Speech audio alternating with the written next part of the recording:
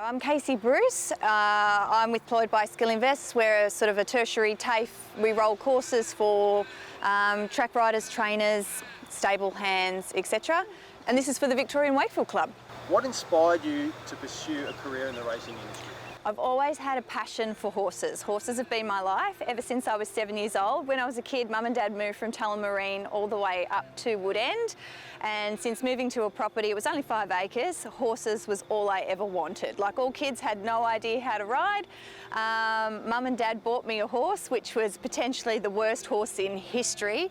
It was so bad. It used to try and rub me off under trees, you know, those low-level branches. It used to do all of that.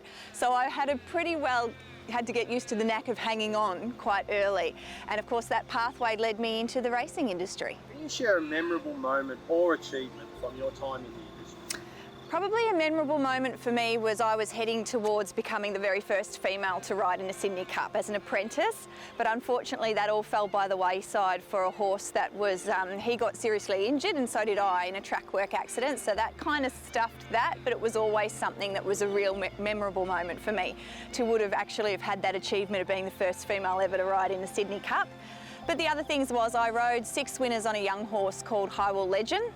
And that was probably my favourite thing. I won the equivalent to a Kilmore Cup on that horse, and that was really special for me. And probably another memorable moment was being told that one day after his retirement I could receive the mighty grey man Chautauqua. So that was also another memorable moment. How do you contribute to the promotion and growth of the sport among women? I think it's really important to keep the women moving through our sport. I contribute by just being there for the females. I love every bit of the racing industry. I love going to the races. I love encouraging other women, especially the young riders that want to be apprentices or jockeys. You know, I've been there, I've travelled that path. I've also been probably one of the heaviest females to ever come through, so I know the battles with weight.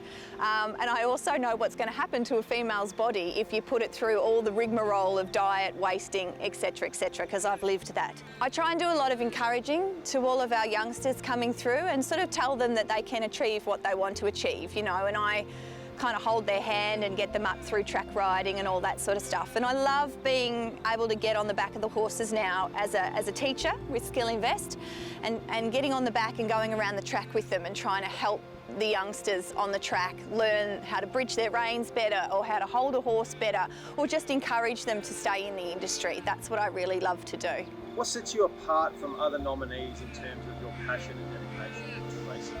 Well, I think my longevity, and there's lots of aspects of me that I've been around for such a long time. You know, I tick the box, I've been a jockey, I've been there, had a very successful career as a senior rider. Then, you know, I've moved into the media and worked with the likes of Rob Gaylard. I now work with country racing clubs. I've been out the front here at Flemington, Moonee Valley and Caulfield doing things for them. So my media side of things and the way I present and speak has also been really good. But then I've moved into the teaching side as well. So now I try and part my knowledge through not only the racing industry, but through the equestrian side of riding as well through. So I think that I sort of tick the boxes from all aspects of the industry, from every corner. I've kind of been there, done that. How do you envision using this award to further your impact and influence in the racing community? I think that the Victorian Wakeful Club's a great incentive for all women to be inspired to do something great in our industry. And I think that having something achieved for me just keeps my motivation moving.